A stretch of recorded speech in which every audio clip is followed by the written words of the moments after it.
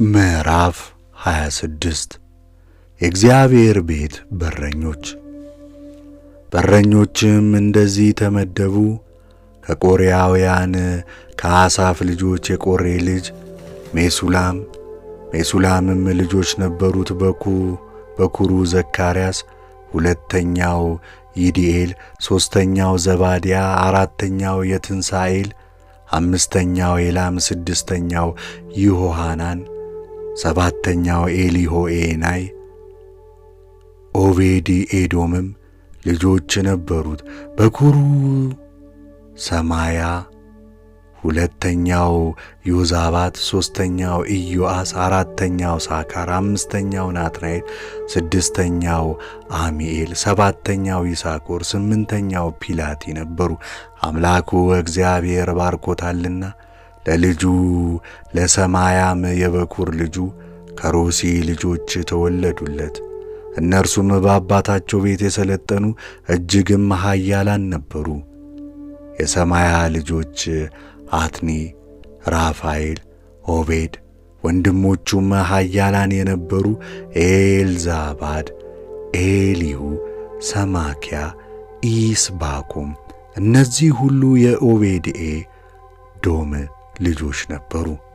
እነርሱም ልጆቻቸውም ወንድሞቻቸውም ለማገልገል ኃያላን የነበሩ የኦቤድኤዶም ልጆች 62 ነበሩ። ለሜሱላምም ኃያላን የነበሩ 18 ልጆችና ወንድሞች ነበሩት። ከሜራሪም ልጆች ለነበረው ለሆሳ ፊተኛውን በር የሚጠብቁ ልጆች ነበሩት። አለቃውም ሰምሪ ነበረ፣ በሁር አልነበረም። አባቱ ግን አለቃ አደረገው። ሁለተኛውም ኬልቅያስ፣ ሦስተኛውም ጥብልያ፣ አራተኛውም ዘካርያስ ነበረ። የሆሳ ልጆችና ወንድሞች ሁሉ 13 ነበሩ። እንደ ወንድሞቻቸው ሆነው በእግዚአብሔር ቤት ያገለግሉ ዘንድ የበረኞች አለቆች በየሰሞናቸው የሚጠብቁ እነዚህ ነበሩ። በበሩም ሁሉ ያገለግሉ ዘንድ በየአባቶቻቸው ቤቶች ታናሹና ታላቁ ተካክለው ዕጣ ተጣጣሉ። የምሥራቁም በር ዕጣ ለሰሌሞያና ለዘካርያ ወደቀ። ለኢዮአስም ልጆች ለምልኪያ ዕጣ ጣሉ። ዕጣውም በሰሜን በኩል ወጣ። ለአብዲዶም በደቡብ በኩል በዕቃ ቤት አንጻር ዕጣ ወጣ። ለሶፊምና ለሆሳም በምዕራብ በኩል በዐቀበቱ መንገድ ላይ በሸለኬት በር በኩል በጥበቃ ላይ ዕጣ ወጣ። በምሥራቅ በኩል በየዕለቱ 6፣ በሰሜን በኩል በየዕለቱ 4፣ በደቡብ በኩል በየዕለቱ 4። ለዕቃ ቤትም 2 ነበሩ። በሆሳም በምዕራብ በኩል በሸሌኬት በር 3፣ በምሥራቅ በኩል በዐቀበቱ በር ከጥበቃ በላይ ጥበቃ በቀን 6፣ በሰሜን በኩል 4፣ በደቡብ በኩል 4። በዕቃ ቤቱ በኩል ተቀባባዮች 2፣ በምዕራብ በኩል 4፣ በመተላለፊያው መንገድ ተቀባዮች 2። ከቆሬና ከሜራሪ ልጆች የነበሩ የበረኞች ስሞች ይህች ናት። ወንድሞቻቸው ሌዋውያን በእግዚአብሔር ቤት በሚሆኑ ቤተ መዛግብትና በንዋየ ቅድሳት ቤተ መዛግብት ላይ ተሹመው ነበር። የላዳን ልጆች ለአዳን የሆኑ የጌድሶናውያን ልጆች ለጌድሶናዊው ለአዳን የሆኑ የአባቶች ቤት አለቆች የይሄኤሊ ልጆች በእግዚአብሔር ቤት በሚሆኑ ቤተ መዛግብት ላይ የነበሩ ዜቶም ወንድሙም ኢዮኤል ነበረ። ከእንበረማውያን፣ ከይስዓራውያን፣ ከኬብሮናውያን፣ ከኡዝኤላውያን ከሙሴ ልጅ ከጌርጌሳም ልጅ ሱባኤል በቤተ መዛግብት ላይ ተሾሞ ነበር። ወንድሞቹም ከአልዓዛር ልጁ ረአብ፣ ልጁም የሳያ፣ ልጁም ኢዮራም፣ ልጁም ዝክሪ፣ ልጁም ሰሎሚት ነበሩ። ይህ ሰሎሚትና ወንድሞቹ ንጉሡ ዳዊትና የአባቶቹ ቤቶች አለቆች፣ ሻለቆችና የመቶ አለቆች፣ የሰራዊቱም አለቆች በቀደሱት በንዋየ ቅድሳቱ ቤተ መዛግብት ሁሉ ላይ ተሹመው ነበር። የእግዚአብሔር ቤተ መቅደስ ሕንፃ ወደ ኋላ እንዳይል ዳዊት ከየሀገሩ በማረካቸውና በሰበሰባቸው በቀደሳቸውምና በሾሙት የተሾሙ ናቸው። የነቢዩ ሳሙኤል የቂስም ልጅ ሳኦል፣ የኔርም ልጅ አቤኔር፣ የሶርም ያም ልጅ ኢዮአብ የቀደሱት የእግዚአብሔር ንዋየ ቅድሳት ሁሉ ከሰሎሚትና ከወንድሞቹ እጅ በታች ነበረ። ከእስራኤላውያን ከናንያና ልጆቹ ጻፎችና ፈራጆች የሆኑ ዘንድ በውጭው ሥራ በእስራኤል ላይ ተሾሞ ነበር። ከኬብሮናውያን ሐሳባውያን ወንድሞቹ ጽኑዓን የነበሩት 1700 ሰዎች ለእግዚአብሔር ሥራ ሁሉ ለንጉሡም አገልግሎት በዮርዳኖስ ማዶ በምዕራብ በኩል ባለው በእስራኤል ላይ ተሾሞ ነበር። ከኬብሮናውያንም እንደ አባቶች ቤቶች ትውልዶች የኬብሮናውያን አለቃ ኤርያስ ነበር።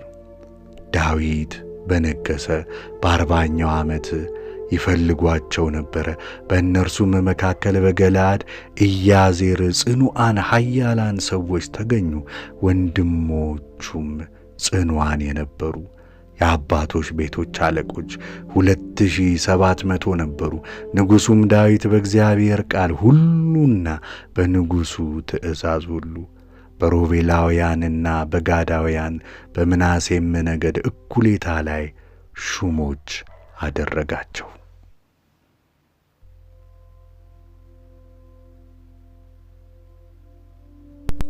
ምዕራፍ 27 የእስራኤልም ልጆች የአባቶች ቤቶች አለቆችና የሺህ አለቆች የመቶ አለቆችም ለንጉሡና ለንጉሡ ትእዛዝ ሁሉ የሚያገለግሉ ሹማምንት እንደ ቁጥራቸው በየክፍላቸው እነዚህ ነበሩ።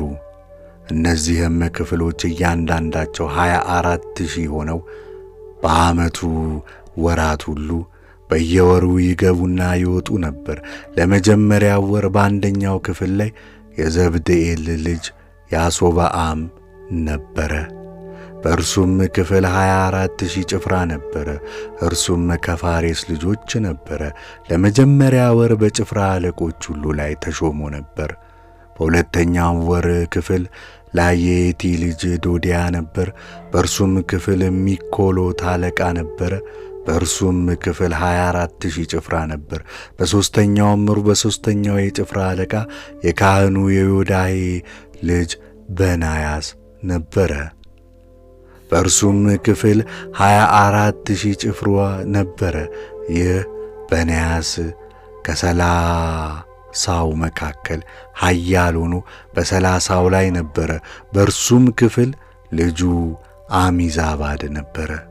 በአራተኛው ወር አራተኛው አለቃ የኢዮአብ ወንድም አሳሄል ነበረ። ከእርሱም በኋላ ልጁ ዝባድያና ወንድሞቹ ነበሩ። በእርሱም ክፍል 24,000 ጭፍራ ነበር። በአምስተኛውም ወር አምስተኛው አለቃ ይዝራዊው ሰማዖት ነበረ። በእርሱም ክፍል 24,000 ጭፍራ ነበር። በስድስተኛውም ወር ስድስተኛው አለቃ የቴቁሃዊው የአቂስ ልጅ ኢዝራኤል ነበረ። በእርሱም ክፍል 24,000 ጭፍራ ነበረ። በሰባተኛውም ወር ሰባተኛው አለቃ ከኤፍሬም ልጆች የሆነው ፍሎሳዊው ክሊስ ነበር። በእርሱም ክፍል 24,000 ጭፍራ ነበር። በስምንተኛው ወር ስምንተኛው አለቃ ከዛራውያን የነበረ ኩሳታዊው ሲቦካይ ነበረ። በእርሱም ክፍል 24,000 ጭፍራ ነበር። በዘጠነኛውም ወር ዘጠነኛው አለቃ ከብንያማውያን የነበረው አናቶታዊው አብዔዘር ነበረ። በእርሱም ክፍል 24,000 ጭፍራ ነበር። በአስረኛው ወር አስረኛው አለቃ ከዛራውያን የነበረው ነጦፋዊው መዓርኢ ነበር። በእርሱም ክፍል 24,000 ጭፍራ ነበር። በ11ኛው ወር 11ኛው አለቃ ከኤፍሬም ልጆች የነበረው ፍርአሞስ አቶናዊው በናያስ ነበረ። በእርሱም ክፍል 24,000 ጭፍራ ነበር። በ12ኛው ወር 12ኛው አለቃ ከጎቶንያል ወገን የነበረ ነጦፋታዊው ኬልዳይ ነበር። በእርሱም ክፍል 24,000 ጭፍራ ነበር። በእስራኤል ነገዶች ላይ እነዚህ ነበሩ። በሮቤላውያን ላይ የዝክሪ ልጅ ኤልያዛር አለቃ ነበር። በስሞናውያን ልጅ የማዕካ ልጅ ሰፋጣያስ ነበረ። በሌዊ ወገን ላይ የቀሙኤል ልጅ አሰብያ፣ በአሮን ወገን ላይ ሳዶቅ፣ በይሁዳ ወገን ላይ ከዳዊት ወንድሞች ኤልያብ፣ በይሳኮር ወገን ላይ የሚካኤል ልጅ ኦምሪ፣ በአዛብሎን ወገን ላይ የአብዮድ ልጅ ሶማኢያስ፣ በንፍታሌም ወገን ላይ የአጊዜል ልጅ ኢያሪሙት፣ በኤፍሬም ልጆች ላይ የአዝያዝ ልጅ ሆሴ፣ በምናሴ ነገድ እኩሌታ ላይ የፈዳያት ልጅ ኢዮኤል፣ በገለዓድ ምድር ላይ በምናቤ ነገድ እኩሌታ የዘብድያስ ልጅ ኢዮዳይ፣ በብንያምም ልጆች ላይ የአቤኔር ልጅ አሳኤል፣ በዳን ወገንም ላይ የኢዮራም ልጅ አዛርኤል። እነዚህ የእስራኤል ነገዶች አለቆች ነበሩ። ነገር ግን እግዚአብሔር ሕዝቡ እስራኤልን እንደ ሰማይ ከዋክብት ያበዛው ዘንድ ተናግሮ ነበርና ዳዊት ከ20 ዓመት በታች የነበሩትን አልቈጠረም። የሶርህያ ልጅ ኢዮአብም መቈጠር ጀመረ፣ ነገር ግን አልፈጸመም። ስለዚህ ነገር በእስራኤል ላይ ቁጣም ሆነ። ቁጥራቸውም በንጉሥ በዳዊት ታሪክ መጽሐፍ አልተጻፈም።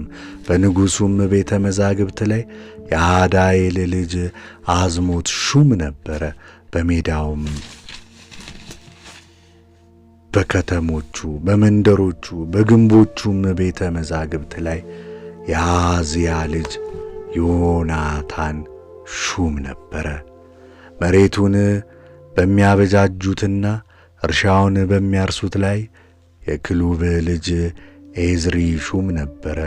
በወይንም ቦታ ላይ ራማታዊው ሴሜኢ ሹም ነበረ። ለወይንም ጠጅ ዕቃ ቤት የሚሆነው በወይኑ ሰብል ላይ የሳፍኒው ዘብዲ ሹም ነበረ። በቈላውም ውስጥ ባሉት በወይራውና በሾላው ዛፎች ላይ የጌድራዊው በአልሐናን ሹም ነበረ። በዘይቱም ቤቶች ላይ ኢዮአስ ሹም ነበረ። በሳሮንም በሚሰማሩ ከብቶች ላይ ሳሮናዊው ሰይጥራይ ሹም ነበር። በሸለቆቹም ውስጥ በነበሩት ከብቶች ላይ የአድላድ ልጅ ሳፋጥ ሹም ነበር። በግመሎቹም ላይ እስማኤላዊው አብያስ ሹም ነበር። በአህዮቹም ላይ ሜሮናታዊው ኤዲያድስ ሹም ነበረ። በበጎቹም ላይ አጋራዊው ያዚዝ ሹም ነበረ። እነዚህ ሁሉ በንጉሡ በዳዊት ሀብት ላይ ሹሞች ነበሩ። አስተዋይና ጸሐፊ የነበረው በአባቱ በኩል የዳዊት አጎት ዮናታን አማካሪ ነበር። የአክማኔም ልጅ ኢያሄኤል ከንጉሡ ልጆች ጋር ነበረ። አኪጦፌልም የንጉሡ አማካሪ ነበረ። አርካዊው ኩሲም የንጉሡ አንደኛ ወዳጅ ነበረ። ከአኪጦፌልም ቀጥሎ የበናያስ ልጅ ዮዳሄና አብያታር ነበሩ። ኢዮአብም የንጉሡ ሰራዊት አለቃ ነበረ። ምዕራፍ 28 ዳዊት ለሰሎሞን የቤተ መቅደስ ምሳሌ እንዳሳየው። ዳዊትም የእስራኤል አለቆች ሁሉና የፍርድ አለቆችን ንጉሡንም በየተራ የሚጠብቁትን አለቆቹን፣ ሻለቆቹን፣ የመቶ አለቆቹንና በንጉሡና በልጆቹ ሀብትና ንብረት ላይ መባ ባለበት ላይ የተሾሙትን ጃንደረቦችንም ኃያላኑንና ሰልፈኞቹን ሁሉ ወደ ኢየሩሳሌም ሰበሰበ። ንጉሡም ዳዊት በጉባኤው መካከል ቆሞ እንዲህ አለ። ወንድሞቼና ሕዝቤ ሆይ ስሙኝ። ለእግዚአብሔር ለቃል ኪዳን ታቦትና ለአምላካችን እግር ማረፊያ የዕረፍት ቤት ለመሥራት ሐሳብ በልቤ መጣብኝ። ለዚህም ሥራ የሚያስፈልገውን አዘጋጅቻለሁ። እግዚአብሔር ግን የሰልፍ ሰው ነህና ብዙ ደምም አፍስሰሃልና ስሜ የሚጠራበትን ቤት አትሠራም ብሎኛል። ነገር ግን የእስራኤል አምላክ እግዚአብሔር በእስራኤል ላይ የዘላለም ንጉሥ እሆን ዘንድ ከአባቴ ቤት ሁሉ መርጦኛል። ይሁዳንም አለቃ ይሆን ዘንድ መርጦታል። ከይሁዳም ቤት የአባቴም ቤት መርጧል። ከአባቴም ልጆች መካከል በእስራኤል ሁሉ ላይ ያነግሠኝ ዘንድ እኔን ሊመርጠኝ ወደደ።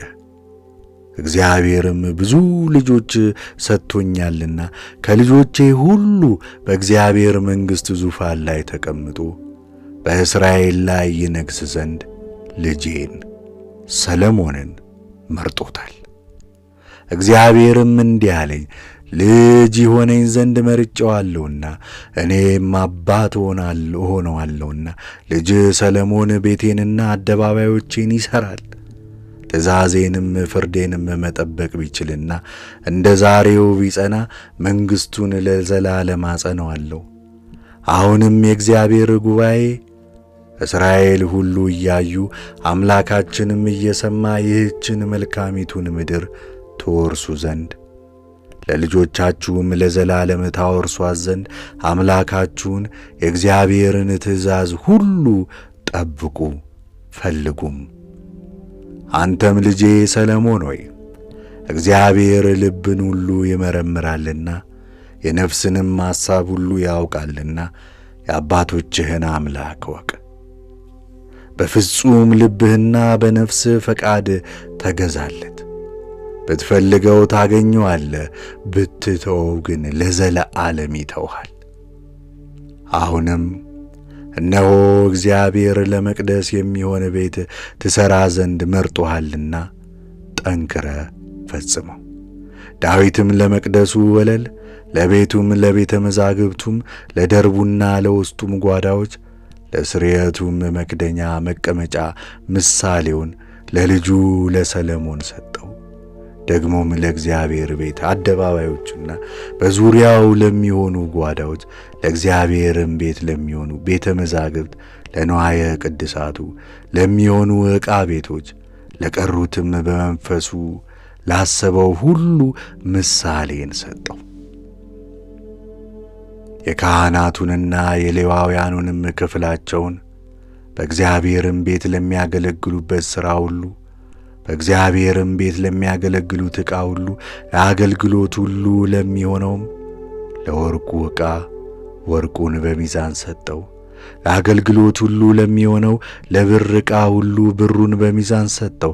ለወርቁም መቅረዞችና ለቀንዲሎችም ወርቁን በየመቅረዙና በየቀንዲሉ በሚዛኑ ሰጠው።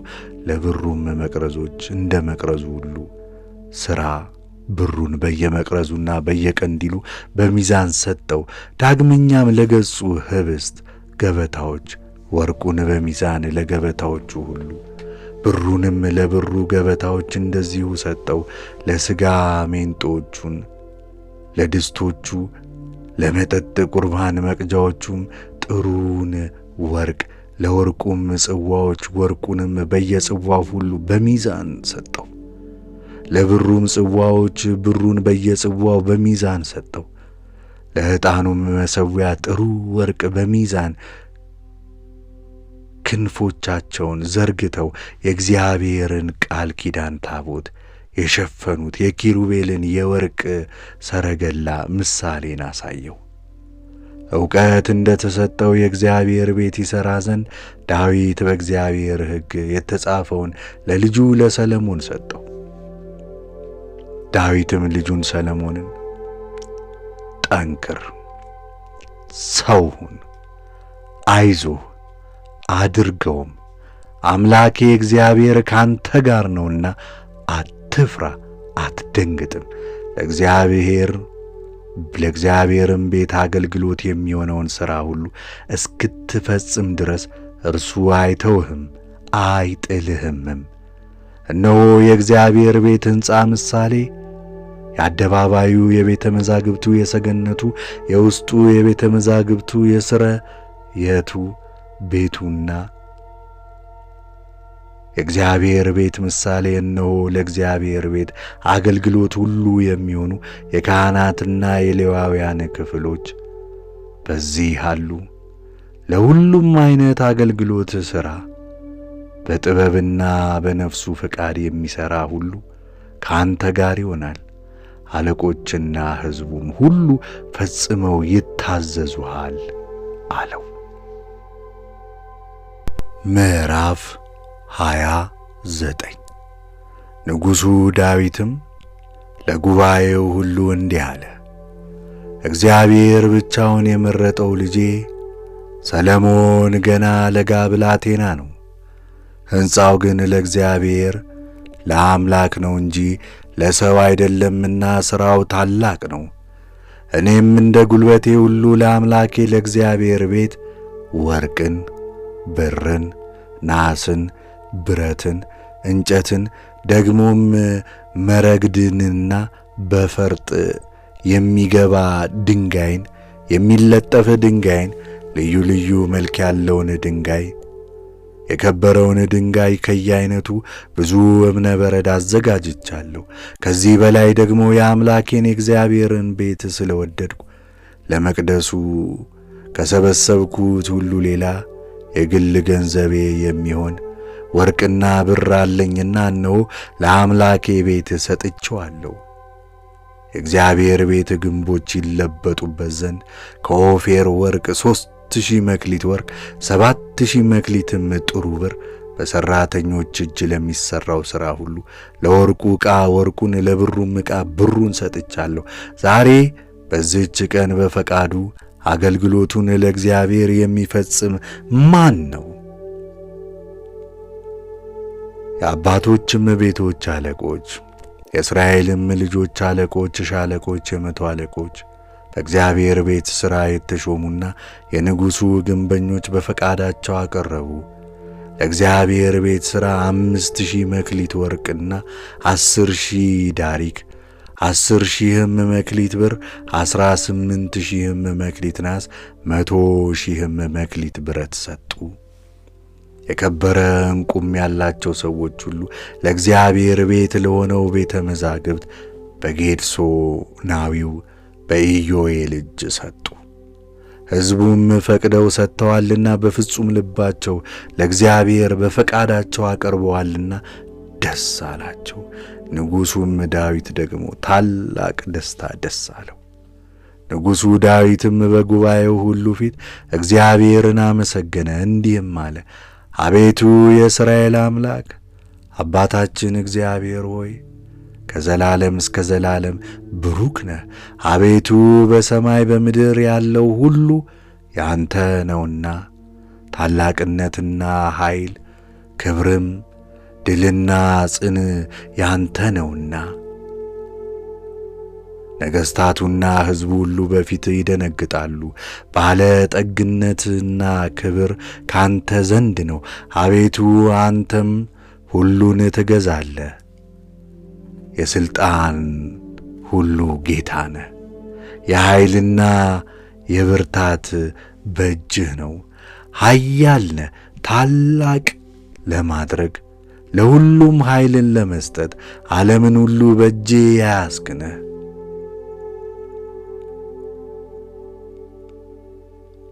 አሁንም እንግዲህ አምላካችን ሆይ እንገዛልሃለን፣ ለክቡር ስምህም ምስጋናን እናቀርባለን። ሁሉ ከአንተ ዘንድ ነውና ከእጅህም የተቀበልነውን ሰጥተንሃልና ይህን ያህል ችለን ልናቀርብልህ እኔ ማን ነኝ? ሕዝቤስ ማን ነው? አባቶቻችን ስደተኞች እንደነበሩ እኛ በፊትህ ስደተኞችና መጻተኞች ነን። ዘመናችንም በምድር ላይ እንደ ጥላ ናት፣ አትጸናምም። አቤቱ አምላካችን ሆይ ለቅዱስ ስምህ ቤት ዘራ ዘንድ ይህ ያዘጋጀሁት ባለ ጠግነት ሁሉ ከእጅህ የመጣ ነው። ሁሉም ያንተ ነው። አምላኬ ሆይ ልብን እንደምትመረምር ጽድቅንም እንደምትወድ አውቃለሁ። እኔም በልቤ ቅንነትን በፈቃዴ ይህንን ሁሉ አቅርቤያለሁ። አሁንም በዚህ ያለው ሕዝብ በፈቃዱ እንዳቀረበልህ በደስታ አይቻለሁ። አቤቱ የአባቶቻችን የአብርሃም የይስሐቅ የእስራኤል አምላክ ሆይ ይህን ሐሳብ በሕዝብ ልብ ላይ ለዘለዓለም ጠብቅ። ልባቸውንም ወደ አንተ አቅና፣ ትእዛዝህንም ያደርግ ዘንድ ምስክርህንም ሥርዓትህንም ይጠብቅ ዘንድ ያዘጋጀሁለትንም ቤት ይሠራ ዘንድ ለልጄ ለሰለሞን ቅን ልብን ስጠው። ዳዊትም ጉባኤውን ሁሉ አምላካችን እግዚአብሔርን አመስግኑ አላቸው። ጉባኤውም ሁሉ የአባቶቻቸውን አምላክ እግዚአብሔርን አመሰገኑ፣ በጉልበታቸውም ተንበርክከው ለእግዚአብሔር ሰገዱ። ደግሞም ለንጉሡ በነጋውም ዳዊት ለእግዚአብሔር መሥዋዕት ሰዋ፣ የሚቃጠለውንም መሥዋዕት ለእግዚአብሔር አቀረበ። 1,000 ወይፈን፣ 1,000 አውራ በጎች፣ 1,000 የበግ ጠቦቶች፣ የመጠጥ ቁርባናቸውንም ስለ እስራኤል ሁሉ ብዙ መሥዋዕት አቀረበ። በዚያ ቀን በታላቅ ደስታ በእግዚአብሔር ፊት በሉ ጠጡም። የዳዊትንም ልጅ ሰለሞንን ሁለተኛ ጊዜ አነገሱት። እርሱንም ንጉሥ ይሆን ዘንድ ለእግዚአብሔር ቀቡት። ሳዶቅም በካህናት ላይ ተሾመ። ሰለሞንም በአባቱ በዳዊት ዙፋን ላይ ተቀመጠ፣ በሁሉም ዘንድ ተወዳጅ ሆነ።